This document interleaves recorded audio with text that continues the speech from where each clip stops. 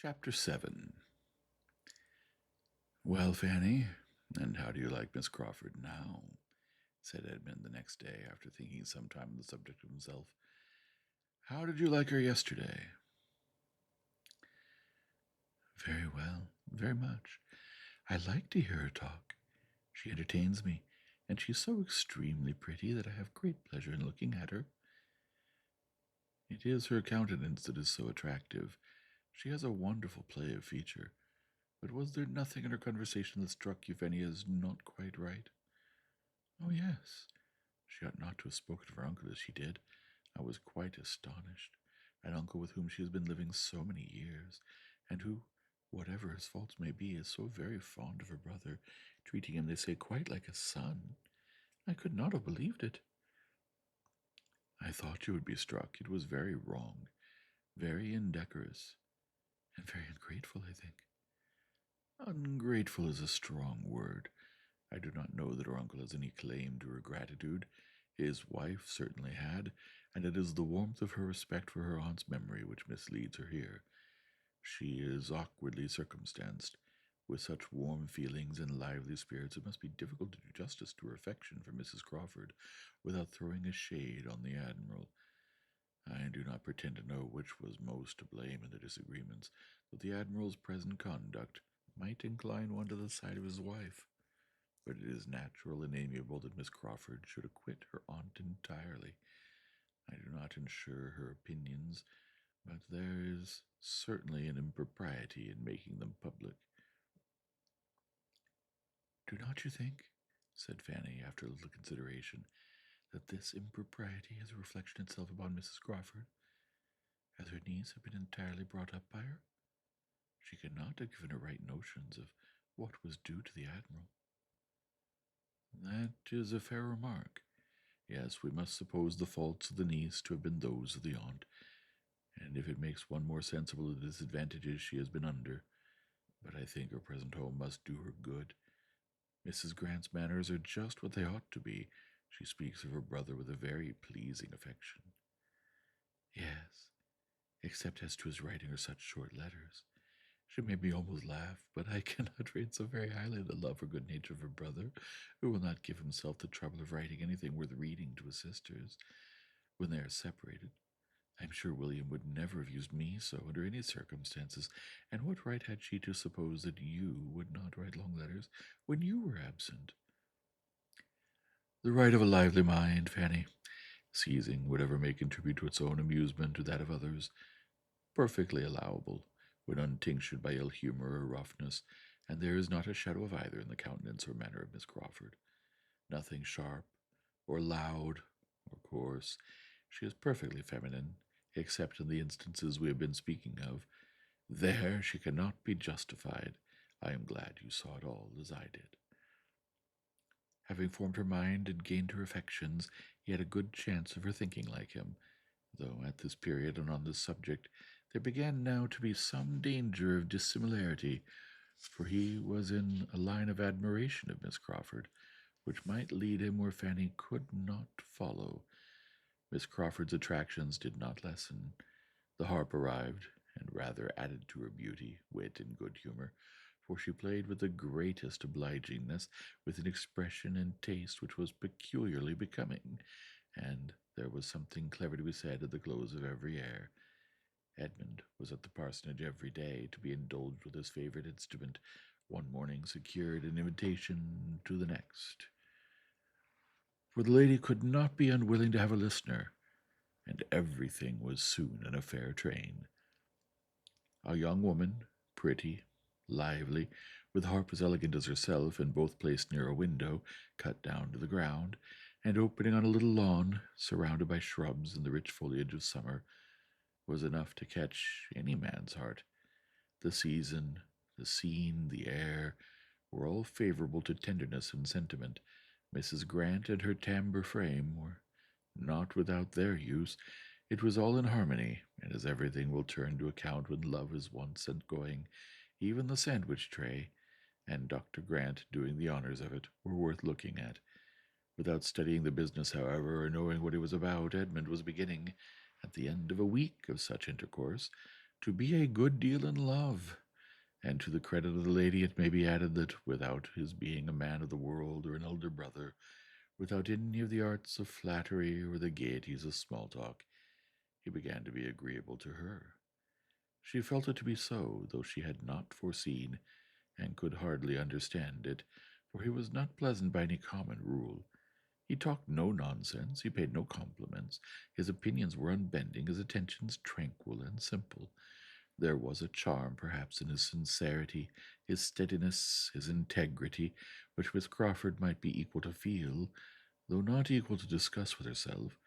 She did not think very much about it, however. He pleased her for the present. She liked to have him near her. It was enough. Fanny could not wonder that Edmund was at the parsonage every morning. She would gladly have been there too, might she have gone in uninvited and unnoticed to hear the harp. Neither could she wonder that, when the evening stroll was over and the two families parted again, he should think it right to attend Mrs. Grant and her sister to their home, while Mr. Crawford was devoted to the ladies of the park. But she thought it a very bad exchange, and if Edmund were not there to mix the wine and water for her, would rather go without it than not. She was a little surprised that he could spend so many hours with Miss Crawford and not see more of the sort of fault which he had already observed, and of which she was almost always reminded by something of the same nature whenever she was in her company. But so it was. Edmund was fond of speaking to her of Miss Crawford, but he seemed to think it enough that the Admiral had since been spared, and she scrupled to point out her own remarks to him, lest it should appear like ill nature. The first actual pain which Miss Crawford occasioned here was the consequence of an inclination to learn to ride, which the former caught, soon after being settled at Mansfield, from the example of the young ladies of the park, and which, when Edmund's acquaintance with her increased, led to his encouraging the wish, and the offer of his own quiet mare for the purpose of her first attempts, as the best fitted for a beginner that either stable could furnish. No pain, no injury, however, was designed by him to his cousin in this offer. She was not to lose a day's exercise by it. The mare was only to be taken down to the parsonage half an hour before her ride were to begin, and Fanny, on its being first proposed, so far from feeling slighted, was almost overpowered with gratitude that he should be asking her leave for it.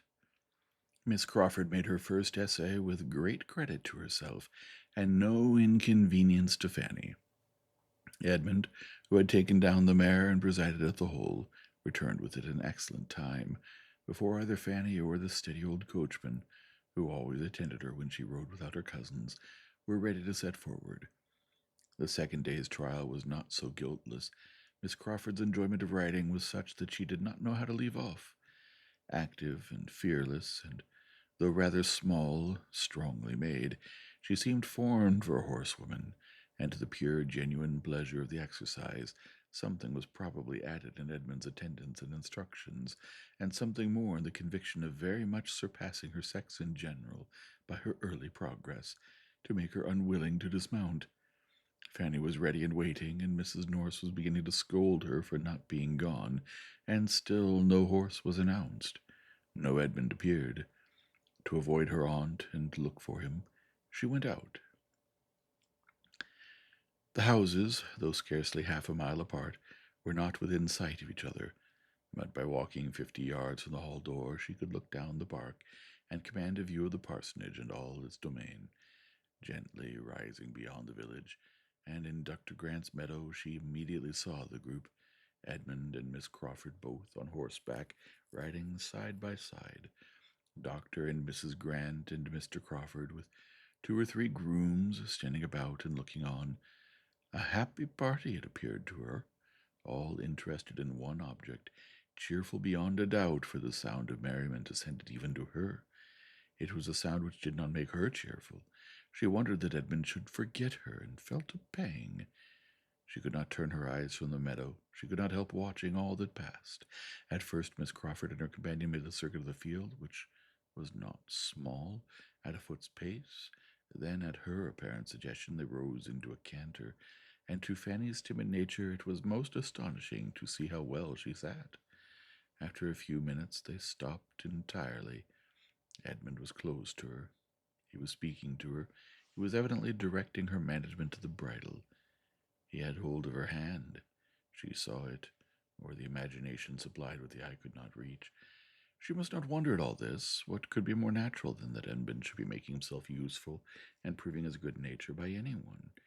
She could not but think, indeed, that Mr. Crawford might as well have saved him the trouble, that it would have been particularly proper and becoming in a brother to have done it himself. But Mr. Crawford, with all his boasted good nature and all his coachmanship, probably knew nothing of the matter, and had no active kindness in comparison of Edmund. She began to think it rather hard upon the mare to have such double duty. If she were forgotten, the poor mare should be remembered. Her feelings for one and the other were soon a little tranquilized by seeing the party in the meadow disperse, and Miss Crawford, still on horseback, but attended by Edmund on foot, pass through a gate into the lane, and so into the park, and make towards the spot where she stood. She began then to be afraid of appearing rude and impatient, and walked to meet them with a great anxiety to avoid the suspicion. "My dear Miss Price," said Miss Crawford, as soon as she was at all within hearing, "I am come to make my own apologies for keeping you waiting, but I have nothing in the world to say for myself. I knew it was very late, and that I was behaving extremely ill, and therefore, if you please, you must forgive me. Selfishness must always be forgiven, you know, because there is no hope of a cure."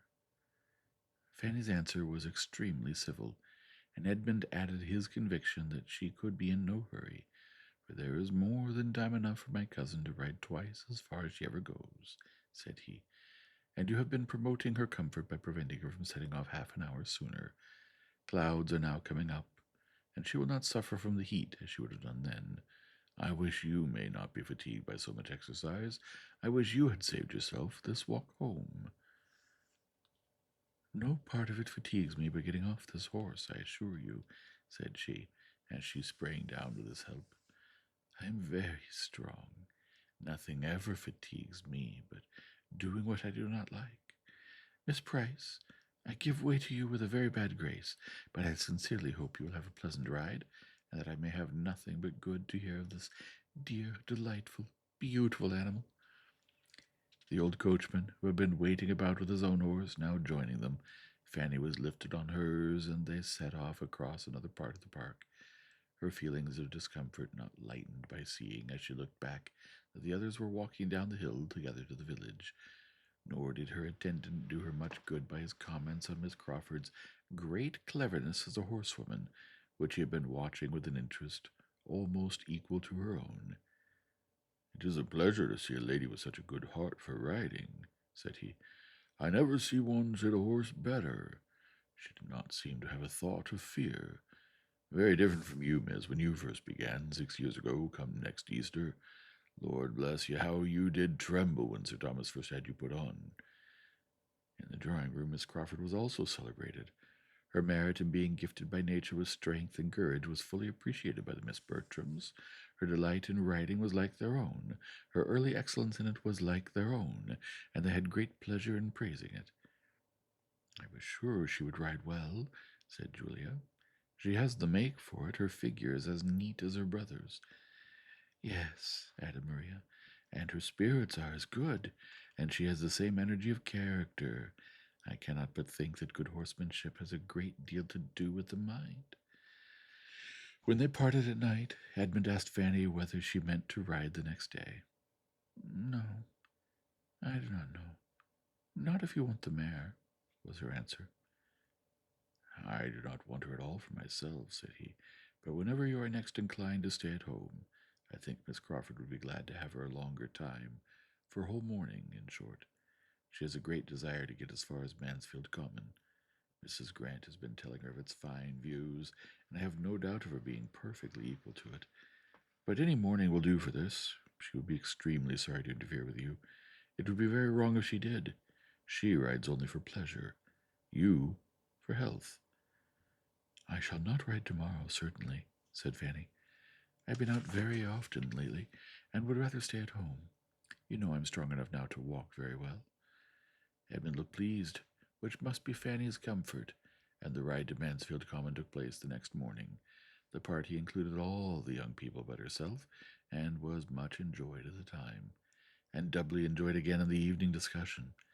A successful scheme of this sort generally brings on another, and the having been to Mansfield Common disposed them all for going somewhere else the day after. There were many other views to be shown, and though the weather was hot, there were shady lanes wherever they wanted to go. A young party is always provided with a shady lane. 4 fine mornings successively were spent in this manner, in showing the Crawfords the country, and doing the honors of its finest spots. Everything answered. It was all gaiety and good humour, the heat only supplying inconvenience enough to be talked of with pleasure, till the 4th day, when the happiness of one of the party was exceedingly clouded. Miss Bertram was the one. Edmund and Julia were invited to dine at the parsonage, and she was excluded. It was meant and done by Mrs. Grant, with perfect good humour on Mr. Rushworth's account, who was partly expected at the park that day, but it was felt as a very grievous injury, and her good manners were severely taxed to conceal her vexation and anger till she reached home. As Mr. Rushworth did not come, the injury was increased, and she had not even the relief of showing her power over him. She could only be sullen to her mother, aunt, and cousin, and throw as great a gloom as possible over their dinner and dessert. Between 10 and 11, Edmund and Julia walked into the drawing-room, fresh with the evening air, glowing and cheerful, the very reverse of what they found in the 3 ladies sitting there, for Maria would scarcely raise her eyes from a book, and Lady Bertram was half asleep, and even Mrs. Norris, discomposed by her niece's ill humour, and having asked 1 or 2 questions about the dinner which were not immediately attended to, seemed almost determined to say no more. For a few minutes the brother and sister were too eager in their praise of the night and their remarks on the stars to think beyond themselves, but when the first pause came, Edmund looked around, said, "But where's Fanny? Is she gone to bed?" "No, not that I know of," replied Mrs. Norris. "She was here a moment ago." Her own gentle voice, speaking from the other end of the room, which was a very long one, told them that she was on the sofa. Mrs. Norris began scolding. "That is a very foolish trick, Fanny, to be idling away all the evening upon a sofa. Why cannot you come here and sit, and employ yourself as we do? If you have no work of your own, I can supply you with a war basket. There's all the new calico. That was brought last week, not touched last. I'm sure I almost broke my back by cutting it out.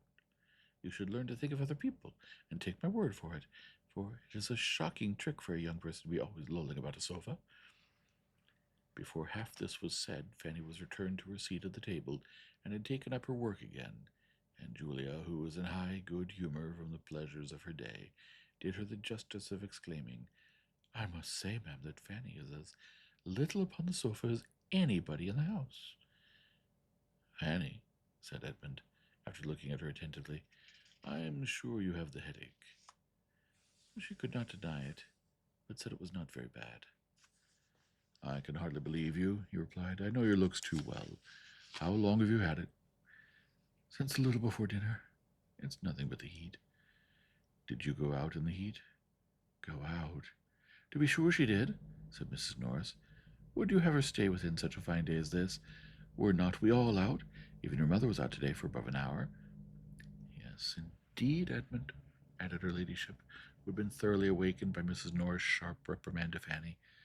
"I was out above an hour. I sat 3/4 of an hour in the flower garden, while Fanny cut the roses, and very pleasant it was, I assure you, but very hot. It was shady enough in the alcove, but I declare I quite dreaded the coming home again." "Fanny has been cutting roses, has she?" "Yes, and I'm afraid they will be the last this year. Poor thing, she found it hot enough, but they were so full-blown that one could not wait." "There was no help for it, certainly," rejoined Mrs. Norris, in a rather softened voice. "But I question whether a headache might not be caught then, sister. There is nothing so likely to give it as standing and stooping in a hot sun. But I dare say it will be well tomorrow. Suppose you let her have your aromatic vinegar. I always forget to have mine filled." "She has got it," said Lady Bertram. "She's had it ever since she came back from your house the 2nd time." "What?" cried Edmund. "Has she been walking as well as cutting roses, walking across the hot park to your house, and doing it twice, ma'am? No wonder her head aches. Mrs. Norris was talking to Julia and did not hear. I was afraid it would be too much for her, said Lady Bertram. But when the roses were gathered, your aunt wished to have them, and then you know they must be taken home. But were there roses enough to oblige her to go twice? No, but they were to be put into the spare room to dry, and unluckily Fanny forgot to lock the door of the room and bring away the key, so she was obliged to go again. Edmund got up and walked about the room, saying, And could nobody be employed on such an errand but Fanny? Upon my word, ma'am, it's been a very ill-managed business. I'm sure I do not know how it would have been done better, cried Mrs. Norris, unable to be longer deaf. Unless I had gone myself, indeed, but I cannot be in two places at once, and I was talking to Mr. Green at that very time about your mother's dairymaid, by her desire, and had promised John Groom to write to Mr. Jeffreys about his son, and the poor fellow was waiting for me half an hour. I think nobody can justly accuse me of sparing myself upon any occasion, but really I cannot do everything at once, and as for Fanny's just stepping down to my house for me, it is not above a quarter of a mile. I cannot think it was unreasonable to ask it. How often do I pace it 3 times a day, early and late, and in all weathers, too, and say nothing about it? I wish Fanny had half your strength, ma'am. If Fanny would be more regular in exercise, she would not be knocked up so soon. She has not been out on horseback now this long while, and I am persuaded that when she does not ride, she ought to walk. If she had been riding before, I should not have asked it of her, but I thought it would rather do her good after being stooping among the roses, for there is nothing so refreshing as a walk after a fatigue of that kind, and though the sun was strong, it was not so very hot. Between ourselves, Edmund, nodding significantly at his mother, it was cutting the roses and dawdling about in the flower garden that did the mischief. I'm afraid it was indeed, said the more candid Lady Bertram, who had overheard her. I'm very much afraid she caught the headache there, for the heat was enough to kill anybody. It was as much as I could bear myself. Sitting and calling to Pug and trying to keep him from the flower beds was almost too much for me. Edmund said no more to either lady, but quietly going to another table, on which the supper tray yet remained, brought a glass of Madeira to Fanny, and obliged her to drink the greater part. She wished to be able to decline it, but the tears, which a variety of feelings created, made it easier to swallow than to speak. Vexed as Edmund was with his mother and aunt, he was still more angry with himself. His own forgetfulness of her was worse than anything which they had done. Nothing of this would have happened had she been properly considered, but she had been left 4 days together without any choice of companions or exercise, and without any excuse for avoiding whatever her unreasonable aunts might require. He was ashamed to think that for 4 days together she had not had the power of riding, and very seriously resolved, however unwilling he must be to check a pleasure of Miss Crawford's, that it should never happen again. Fanny went to bed with her heart as full on the first evening of her arrival at the park. The state of her spirits had probably had its share in her indisposition, for she had been feeling neglected, and been struggling against discontent and envy for some days past. As she leant on the sofa to which she had retreated that she might not be seen, the pain of her mind had been much beyond that in her head, and the sudden change which Edmund's kindness had then occasioned made her hardly know how to support herself. Chapter 8. Fanny's rides recommenced the very next day, and as it was a pleasant, fresh-feeling morning, less hot than the weather had lately been, Edmund trusted that her losses, both of health and pleasure, would be soon made good. While she was gone, Mr. Rushworth arrived, escorting his mother, who came to be civil and to show her civility especially in urging the execution of the plan for visiting Southerton, which had been started a fortnight before, and which, in consequence of her subsequent absence from home, had since lain dormant. Mrs. Norris and her nieces were all well pleased with its arrival, and an early day was named and agreed to, provided Mr. Crawford should be disengaged. The young ladies did not forget that stipulation, and though Mrs. Norris would willingly have answered for his being so, they would neither authorize the liberty nor run the risk, and at last, on a hint from Miss Bertram, Mr. Rushworth discovered that the properest thing to be done was for him to walk down to the parsonage directly and call on Mr. Crawford and inquire whether Wednesday would suit him or not. Before his return, Mrs. Grant and Miss Crawford came in. Having been out some time and taken a different route to the house, They had not met him. Comfortable hopes, however, were given that he would find Mr. Crawford at home. The Southerton scheme was mentioned, of course. It was hardly possible, indeed, that anything else should be talked of, for Mrs. Norris was in high spirits about it, and Mrs. Rushworth, a well-meaning, civil, prosing, pompous woman, who thought nothing of consequence, but as it related to her own and her son's concerns, had not yet given over pressing Lady Bertram to be of the party. Lady Bertram constantly declined it, but her placid manner of refusal made Mrs. Rushworth still think she wished to come, till Mrs. Norris' more numerous words and louder tone convinced her of the truth. The fatigue would be too much for my sister, a great deal too much, I assure you, my dear Mrs. Rushworth. 10 miles there, 10 back, you know. You must excuse my sister on this occasion, and accept our two dear girls and myself without her. Southerton is the only place that could give her a wish to go so far, but it cannot be indeed. She will have a companion in Fanny Price, you know, so it will all do very well. And as for Edmund, as he is not here to speak for himself, I will answer for his being most happy to join the party. He can go on horseback, you know. Mrs. Rushworth, being obliged to yield to Lady Bertram staying at home, could only be sorry. The loss of her ladyship's company would be a great drawback, and she should have been extremely happy to have seen the young lady, too, Miss Price, who had never been at Southerton yet, and it was a pity she would not see the place. You are very kind. You are all kindness, my dear madam, cried Mrs. Norris. But as to Fanny, she will have opportunities and plenty of seeing Southerton. She has time enough before her, and her going now is quite out of the question. Lady Bertram could not possibly spare her. Oh, no, I cannot do without Fanny. Mrs. Rushworth proceeded next, under the conviction that everybody must be wanting to see Southerton, to include Miss Crawford in the invitation, and though Mrs. Grant, who had not been at the trouble of visiting Mrs. Rushworth on her coming into the neighborhood, civilly declined it on her own account, she was glad to secure any pleasure for her sister, and Mary, properly pressed and persuaded, was not long in accepting her share of the civility. Mr. Rushworth came back from the parsonage successful, and Edmund made his appearance just in time to learn what had been settled for Wednesday, to attend Mrs. Rushworth to her carriage, and walk halfway down the park with the two other ladies.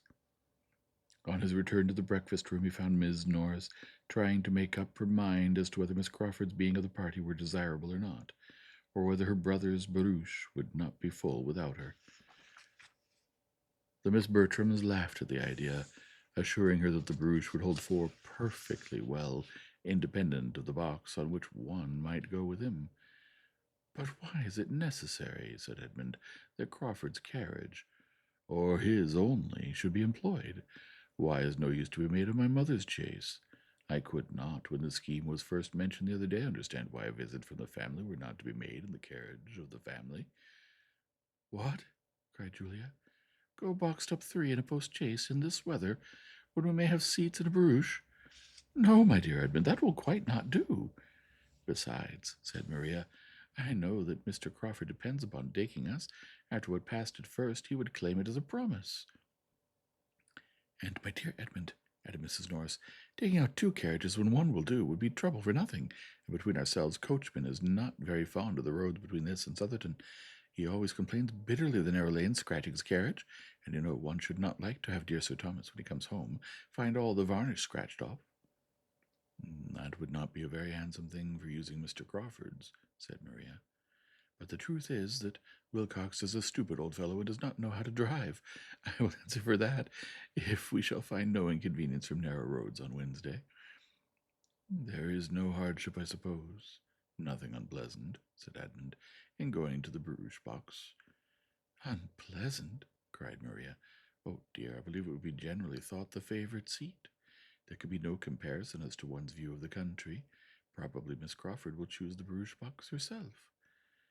There can be no objection, then, to Fanny's going with you. There can be no doubt of your having room for her. Fanny? Repeated Mrs. Norris. My dear Edmund, there is no idea of her going with us. She stays with her aunt. I told Mrs. Rushworth. She is not expected.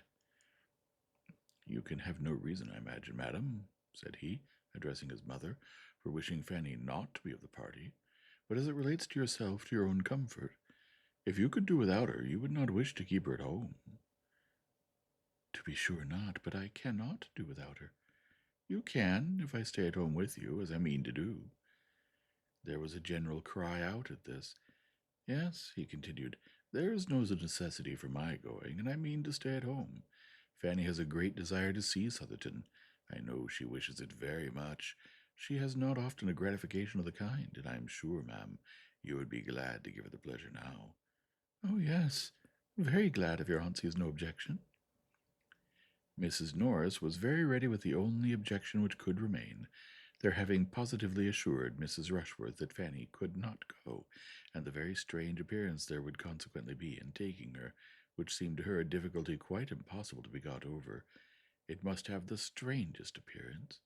It would be something so very unceremonious, so bordering on disrespect for Mrs. Rushworth, whose own manners were such a pattern of good breeding and attention, that she really did not feel equal to it.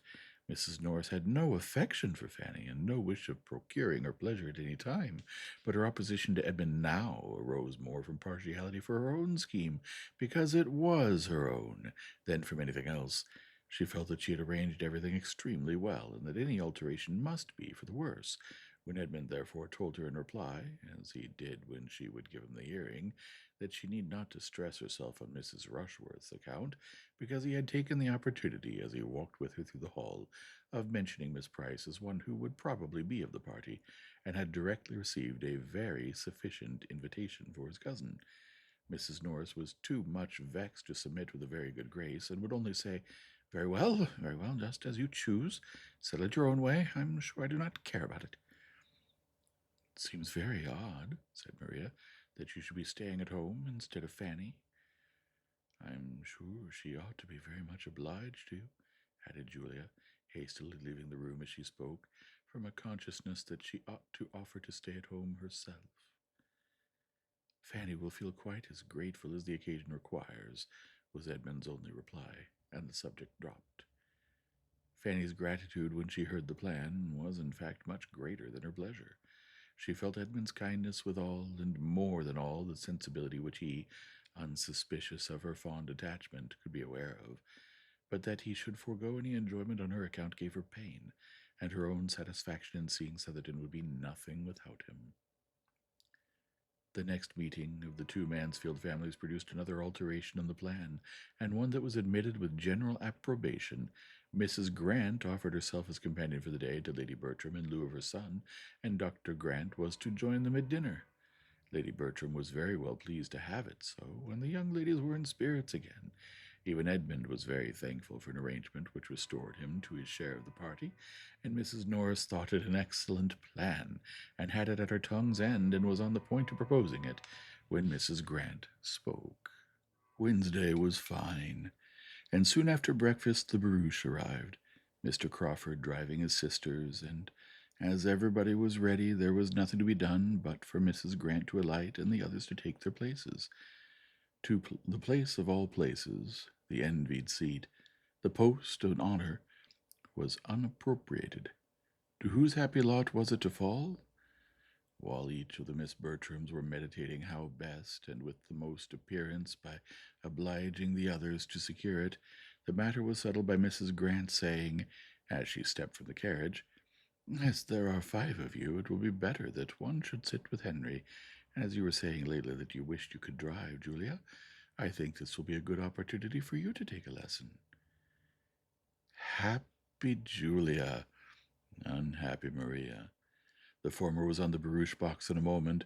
The latter took her seat within, in gloom and mortification, and the carriage drove off amid the good wishes of the 2 remaining ladies, and the barking of Pug in his mistress' arms. Their road was through a pleasant country, and Fanny, whose rides had never been extensive, was soon beyond her knowledge, and was very happy in observing all that was new, and admiring all that was pretty. She was not often invited to join in the conversation of the others, nor did she desire it. Her own thoughts and reflections were habitually her best companions, and in observing the appearance of the country, the bearings of the roads, the difference of soil, the state of the harvest, the cottages, the cattle, the children, she found entertainment that could only have been heightened by having Edmund to speak to of what she felt. That was the only point of resemblance between her and the lady who sat by her, In everything but a value for Edmund, Miss Crawford was very unlike her. She had none of Fanny's delicacy of taste, of mind, of feeling. She saw nature, inanimate nature, with little observation. Her attention was all for men and women, her talents for the light and lively. In looking back after Edmund, when there was any stretch of road behind them, or when he gained on them in ascending a considerable hill, they were united, and a "there he is" broke at the same moment from them both, more than once. For the first 7 miles Miss Bertram had very little real comfort. Her prospect always ended in Mr. Crawford and her sister sitting side by side, full of conversation and merriment, and to see only his expressive profile as he turned with a smile to Julia, or to catch the laugh of the other, was a perpetual source of irritation, which her own sense of propriety could but just smooth over. When Julia looked back, it was with a countenance of delight, and whenever she spoke to them, it was in the highest spirits. Her view of the country was charming. She wished they could all see it, etc., but her only offer of exchange was addressed to Miss Crawford as they gained the summit of a long hill, and was not more inviting than this: "Here's a fine burst of the country. I wish you had my seat, but I dare say you will not take it. Let me press you ever so much." And Miss Crawford could hardly answer before they were moving again at a good pace. When they came within the influence of Southerton associations, it was better for Miss Bertram, who might be said to have two strings to her bow. She had Rushworth feelings and Crawford feelings, and in the vicinity of Southerton the former had considerable effect. Mr. Rushworth's consequence was hers. She could not tell Miss Crawford that those woods belonged to Southerton. She could not carelessly observe that she believed that it was now all Mr. Rushworth's property on each side of the road, without elation of heart, and it was a pleasure to increase with their approach to the capital freehold mansion and ancient manorial residence of the family, with all the rights of court leet and court baron. "Now we shall have no more rough road, Miss Crawford. Our difficulties are over. The rest of the way is such as it ought to be. Mr. Rushworth has made it since he succeeded to the estate. Here begins the village. Those cottages are really a disgrace. The church spire is reckoned remarkably handsome. I'm glad the church is not so close to the great house as often happens in old places. The annoyance of the bells must be terrible. There's the parsonage, a tidy-looking house, and I understand the clergyman and his wife are very decent people. Those are almshouses built by some of the family. To the right is the steward's house. He's a very respectable man. Now we're coming to the lodge gates, but we have nearly a mile through the park still. It is not ugly, you see, at this end. There is some fine timber, but the situation of the house is dreadful. We go downhill to it for half a mile, and it is a pity, for it would not be an ill-looking place if it had a better approach." Miss Crawford was not slow to admire. She pretty well guessed Miss Bertram's feelings, and made it a point of honor to promote her enjoyment to the utmost. Mrs. Norris was all delight and volubility, and even Fanny had something to say in admiration, and might be heard with complacency. Her eye was eagerly taking in everything within her reach, and after being at some pains to get a view of the house, and observing that it was a sort of building which she could not look at but with respect, she added, "Now, where is the avenue? The house fronts the east, I believe. The avenue, therefore, must be at the back of it. Mr. Rushworth talked of the west front." "Yes, it is exactly behind the house. Begins at a little distance, and ascends for half a mile to the extremity of the grounds. You may see something of it here, something of the more distant trees. It is oak entirely." Miss Bertram could now speak with decided information of what she had known nothing about when Mr. Rushworth had asked her opinion, and her spirits were in as happy a flutter as vanity and pride could furnish, when they drove up to the spacious stone steps before the principal entrance. Chapter 9. Mr. Rushworth was at the door to receive his fair lady, and the whole party were welcomed by him with due attention. In the drawing-room they were met with equal cordiality by the mother, and Miss Bertram had all the distinction with each that she could wish. After the business of arriving was over, it was first necessary to eat, and the doors were thrown open to admit them through one or two intermediate rooms into the appointed dining parlor, where a collation was prepared with abundance and elegance. Much was said, and much was ate, and all went well. The particular object of the day was then considered. How would Mr. Crawford like, in what manner would he choose, to take a survey of the grounds? Mr. Rushworth mentioned his curricle. Mr. Crawford suggested the greater desirableness of some carriage which might convey more than two. To be depriving themselves of the advantage of other eyes and other judgments might be an evil even beyond the loss of present pleasure. Mrs. Rushworth proposed that the chaise should be taken also, but this was scarcely received as an amendment. The young ladies neither smiled nor spoke. Her next proposition, of showing the house to such of them as had not been there before, was more acceptable, for Miss Bertram was pleased to have its size displayed, and all were glad to be doing something. The whole party rose accordingly, and under Mrs. Rushworth's guidance were shown through a number of rooms, all lofty, and many large and amply furnished in the taste of 50 years back, with shining floors, solid mahogany, rich damask, marble gilding and carving, each handsome in its way. Of pictures there were abundance, and some few good, but the larger part were family portraits, no longer anything to anybody but Mrs. Rushworth, who had been at great pains to learn all that the housekeeper could teach, and was now almost equally well qualified to show the house. On the present occasion she addressed herself chiefly to Miss Crawford and Fanny, but there was no comparison in the willingness of their attention, for Miss Crawford, who had seen scores of great houses and cared for none of them, had only the appearance of civilly listening, while Fanny, to whom everything was almost as interesting as it was new, attended with unaffected earnestness to all that Mrs. Rushworth could relate of the family in former times, its rise and grandeur, regal visits and loyal efforts, delighted to connect anything with history already known, or warm her imagination with scenes of the past. The situation of the house excluded the possibility of much prospect from any of the rooms, and while Fanny and some of the others were attending Mrs. Rushworth, Henry Crawford was looking grave and shaking his head at the windows. Every room on the west front looked across a lawn to the beginning of the avenue immediately beyond tall iron palisades and gates. Having visited many more rooms than could be supposed to be of any other use than to contribute to the window tax and find employment for housemaids. Now, said Mrs. Rushworth, we are coming to the chapel, which properly we ought to enter from above and look down upon, but as we are quite among friends, I will take you in this way, if you will excuse me. They entered. Fanny's imagination had prepared her for something grander than a mere spacious, oblong room fitted up for the purpose of devotion, with nothing more striking or more solemn than the profusion of mahogany and the crimson velvet cushions appearing over the ledge of the family gallery above.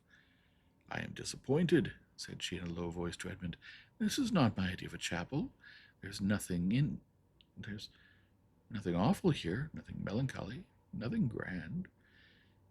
Here are no aisles, no arches, no inscriptions, no banners, cousin, to be blown by the night wind of heaven, no signs that a Scottish monarch sleeps below. You forget, Fanny, how lately all this has been built, and for how confined a purpose, compared with the old chapels of castles and monasteries. It was only for the private use of the family. They've been buried, I suppose, in the parish church. There you must look for the banners and the achievements. It was foolish of me not to think of all that, but I am disappointed. Mrs. Rushworth began her relation. This chapel was fitted up as you see it in James II's time. Before that period, as I understand, the pews were only wainscot, and there is some reason to think that the linings and cushions of the pulpit and family were only purple cloth, but that is not quite certain. It is a handsome chapel, and was formerly in constant use, both morning and evening. Prayers were always read in it by the domestic chaplain within the memory of many, but the late Mr. Rushworth left it off. Every generation has its improvements, said Miss Crawford with a smile to Edmund. Mrs. Rushworth was gone to repeat her lesson to Mr. Crawford, and Edmund, Fanny and Miss Crawford remained in a cluster together. "It is a pity," cried Fanny, "that the custom should have been discontinued.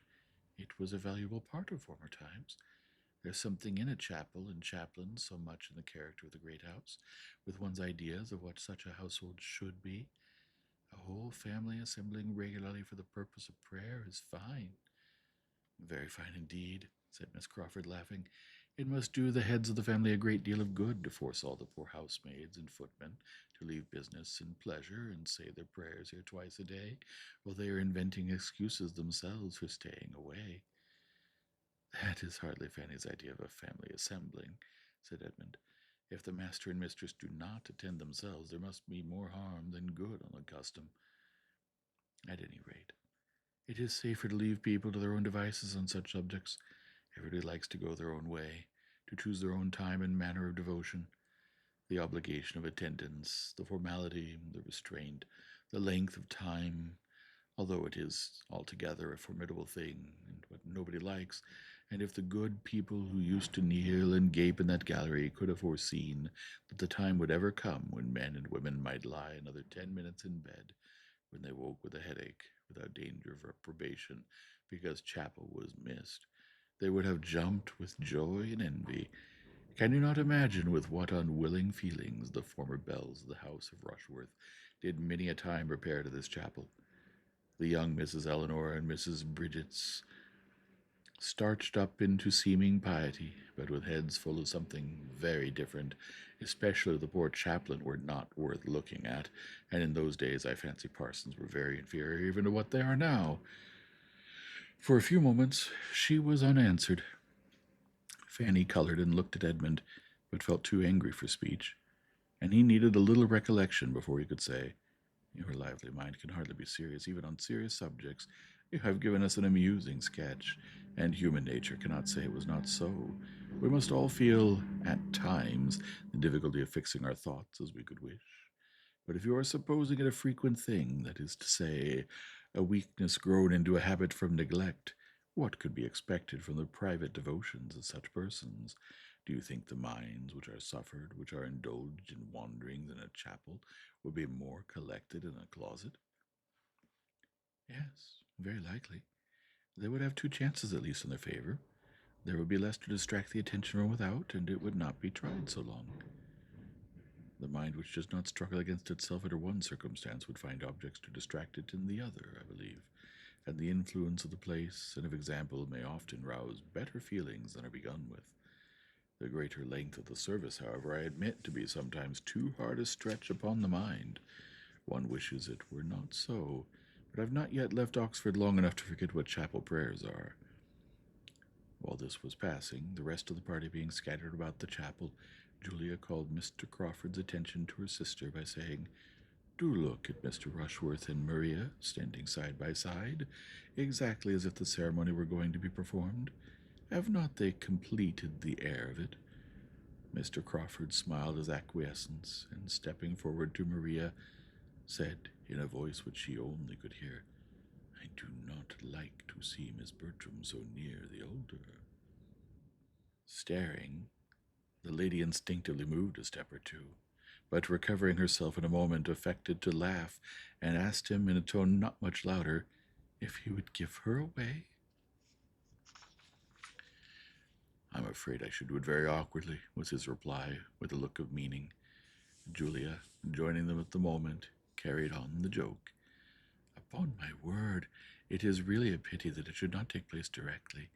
If we had but a proper license, for we are all together, and nothing in the world could be more snug and pleasant."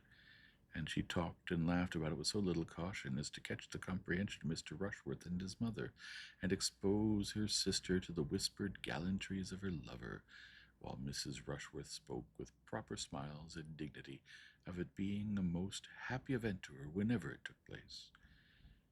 "If Edmund were but in orders," cried Julia, and running to where he stood with Miss Crawford and Fanny, "My dear Edmund, if you were but in orders now, you might perform the ceremony directly. How unlucky that you are not ordained! Mr. Rushworth and Maria are quite ready." Miss Crawford's countenance, as Julia spoke, might have amused a disinterested observer, She looked almost aghast under the new idea she was receiving. Fanny pitied her. How distressed she will be at what she said just now, passed across her mind.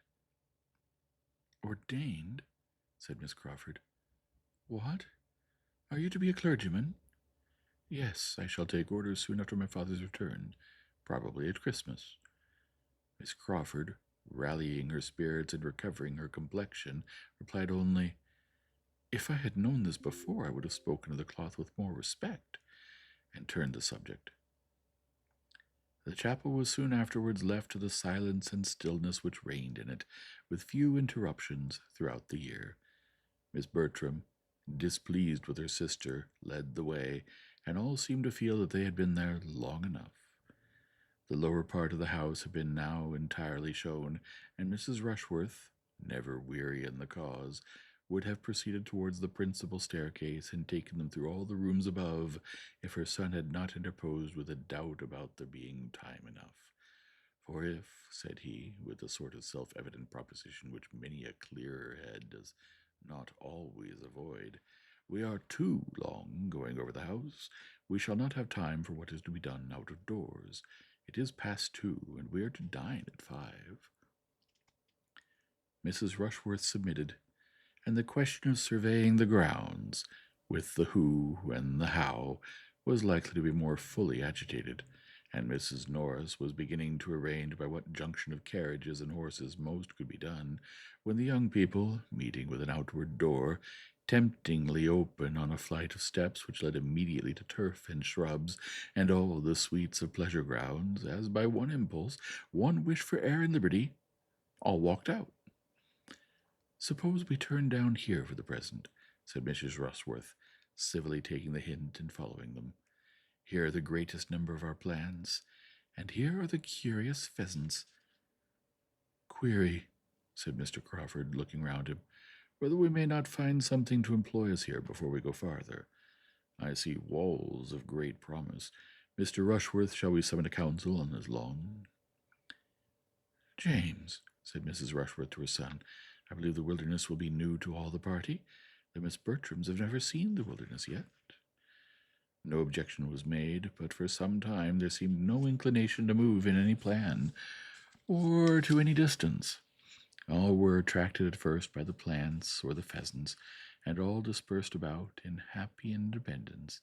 Mr. Crawford was the first to move forward to examine the capabilities of that end of the house. The lawn, bounded on each side by a high wall, contained beyond the first planted area a bowling green, and beyond the bowling green a long terrace walk, backed by iron palisades and commanding a view over them into the tops of the trees of the wilderness immediately adjoining. It was a good spot for fault-finding. Mr. Crawford was soon followed by Miss Bertram and Mr. Rushworth, and when, after a little time, the others began to form into parties, these 3 were found in busy consultation on the terrace by Edmund, Miss Crawford, and Fanny, who seemed as naturally to unite, and who, after a short participation of their regrets and difficulties, left them and walked on. The remaining 3, Mrs. Rushworth, Mrs. Norris, and Julia, were still far behind, for Julia, whose happy star no longer prevailed, was obliged to keep by the side of Mrs. Rushworth, and restrain her impatient feet to that lady's slow pace, while her aunt, having fallen in with the housekeeper, who has come out to feed the pheasants, was lingering behind in gossip with her.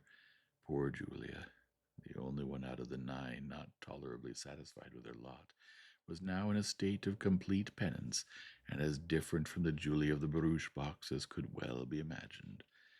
The politeness which she had been brought up to practice as a duty made it impossible for her to escape, while the want of that higher species of self-command, that just consideration of others, that knowledge of her own heart, that principle of right, which had not formed any essential part of her education, made her miserable under it. This is insufferably hot, said Miss Crawford, when they had taken one turn on the terrace and were drawing a second time to the door in the middle of which opened the wilderness. Shall any of us object to being comfortable? Here's a nice little wood, if one can but get into it. What happiness if the door should not be locked? But of course it is, for in these great places the gardeners are the only people who can go where they like. The door, however, proved not to be locked, and they were all agreed in turning joyfully through it, and leaving the unmitigated glare of day behind. A considerable flight of steps landed them in the wilderness, which was a planted wood of about 2 acres, and though chiefly of larch and laurel and beech cut down, and though laid out with too much regularity, was darkness and shade and natural beauty compared with the bowling green and the terrace. They all felt the refreshment of it, and for some time could only walk and admire. At length, after a short pause, Miss Crawford began with, "So you are to be a clergyman, Mr. Bertram. This is rather a surprise to me." "Why should it surprise you? You must suppose me designed for some profession, and might perceive that I am neither a lawyer, nor a soldier, nor a sailor." "Very true, but in short it had not occurred to me. And you know there is generally an uncle or a grandfather to leave a fortune to the second son." "A very praiseworthy practice," said Edmund, "but not quite universal. I am one of the exceptions, and being one, must do something for myself." "But why are you to be a clergyman? I thought that was always the lot of the youngest, where there were many to choose before him." "Do you think the church itself never chosen, then?" "Never is a black word, but yes, in the never of conversation, which means not very often, I do think it. For what is to be done in the church? Men love to distinguish themselves, and in either of the other lines distinction may be gained, but not in the church. A clergyman is nothing." "The nothing of conversation has its gradations, I hope, as well as the never. A clergyman cannot be high in state or fashion. He must not head mobs or set the tone in dress. But I cannot call that situation nothing which has the charge of all that is of the first importance to mankind, individually or collectively considered, temporally and eternally, which has the guardianship of religion and morals, and consequently of the manners which result from their influence. No one here can call the office nothing. If the man who holds it is so, it is by the neglect of his duty, by foregoing its just importance, and stepping out of his place to appear what he ought not to appear. You assign greater consequence to the clergyman than the one has been used to hear given, or than I can quite comprehend. One does not see much of this influence and importance in society, and how can it be acquired when they are so seldom seen themselves?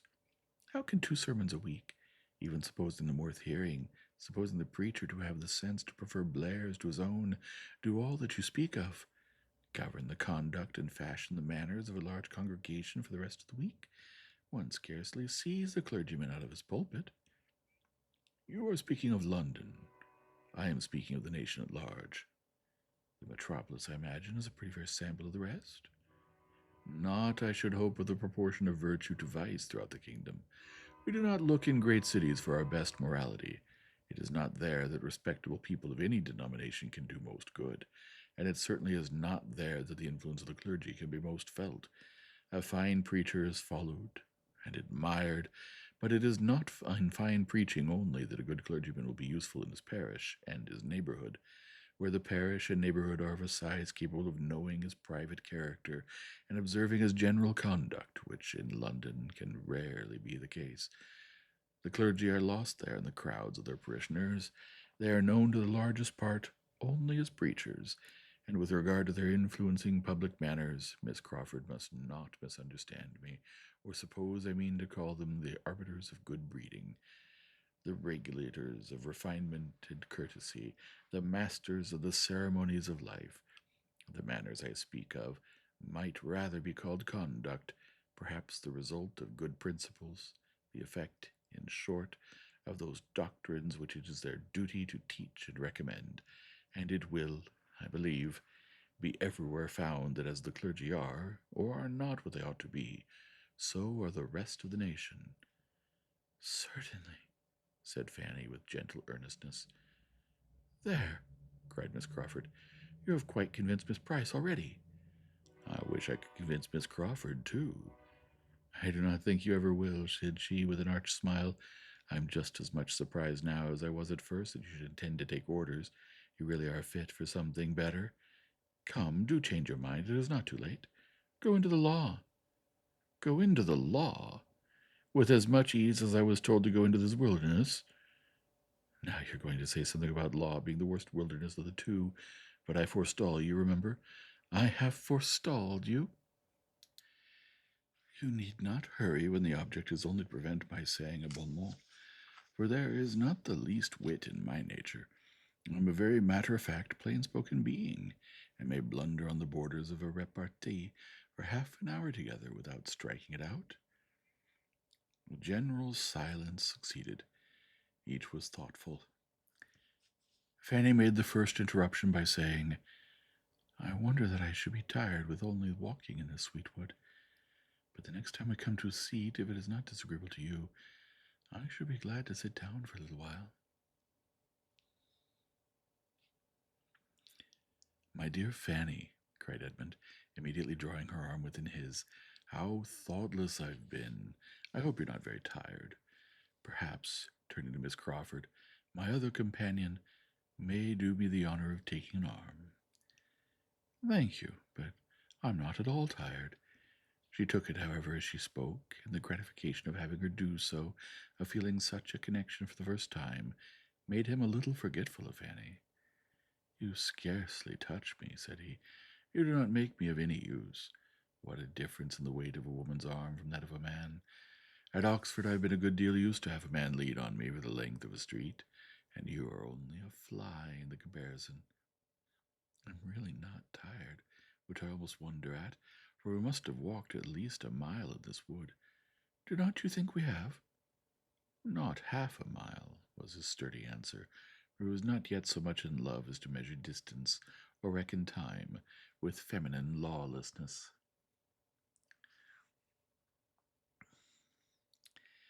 Oh, you do not consider how much we wound about. We've taken such a very serpentine course, and the wood itself must be half a mile long in a straight line, for we've never seen the end of it yet since we left the first great path. But if you remember, before we left that first great path, we saw directly to the end of it. We looked down the hole again, and saw it closed by iron gates, and it could not have been more than a furlong in length. Oh, I know nothing of your furlongs, but I'm sure it is a very long wood, and that we've been winding in and out ever since we came into it, and therefore when I say that we walked a mile in it, I must speak within compass. We've been exactly a quarter of an hour here, said Edmund, taking out his watch. Do you think we were walking 4 miles an hour? Oh, do not attack me with your watch. A watch is always too fast or too slow. I cannot be dictated to by a watch. A few steps farther brought them out at the bottom of the very walk they had been talking of, and standing back, well shaded and sheltered, and looking over a ha-ha into the park, was a comfortable-sized bench on which they all sat down. I'm afraid you're very tired, Fanny, said Edmund, observing her. Why would not you speak sooner? This would be a bad day's amusement for her if you were to be knocked up. Every sort of exercise fatigues her so soon, Miss Crawford, except riding. How abominable in you, then, to let me engross her horse as I did all last week. I'm ashamed of you and of myself, but it shall never happen again. Your attentiveness and consideration makes me more sensible of my own neglect. Fanny's interest seems in safer hands with you than with me. That she should be tired now, however, gives me no surprise, for there is nothing in the course of one's duties so fatiguing as what we've been doing this morning, seeing a great house, dawdling from one room to another, straining one's eyes and one's attention, hearing what one does not understand, admiring what one does not care for. It is generally allowed to be the greatest bore in the world, and Miss Price has found it so, though she did not know it. I shall soon be rested, said Fanny. To sit in the shade on a fine day and look upon verdure is the most perfect refreshment. After sitting a little while, Miss Crawford was up again. I must move, said she. Resting fatigues me. I have looked across the ha-ha till I'm weary. I must go and look through that iron gate at the same view, without being able to see it so well. Edmund left the seat likewise. Now, Miss Crawford, if you will look up the walk, you will convince yourself that it cannot be half a mile long, or half a mile. It is an immense distance, said she. I see that with a glance. He still reasoned with her, but in vain. She would not calculate. She would not compare. She would only smile and assert. The greatest degree of rational consistency could not have been more engaging, and they talked with mutual satisfaction.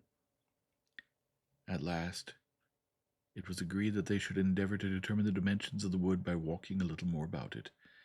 They would go to one end of it, in the line they were then in, for there was a straight green walk along the bottom by the side of the ha-ha, and perhaps turn a little way in some other direction, if it seemed likely to assist them, and be back in a few minutes. Fanny said she was rested, and would have moved too, but this was not suffered.